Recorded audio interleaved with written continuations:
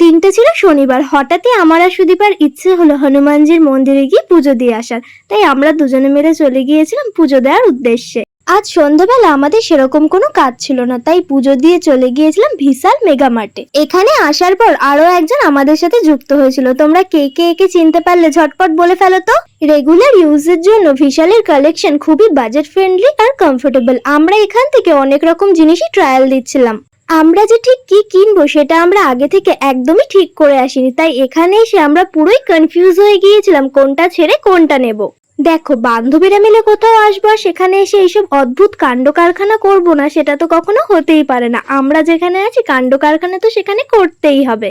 এইসব পাগলামির সাথে সাথে আমরা টুকটাক শপিংও করেছিলাম। শপিং শেষ করার পর আমার হঠাৎ চোখে পড়লো এই প্যান্টগুলো।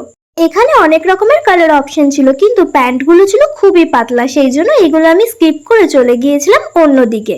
এখান থেকে শপিং কমপ্লিট করে চলে গিয়েছিলাম বাড়ি। শাইনি আজকে রাতে আমাদের বাড়িতেই ছিল। আমরা গল্প শুরু করলে কখন যে রাত থেকে ভোর হয়ে যায় নিজেরাও বুঝতে পারি না।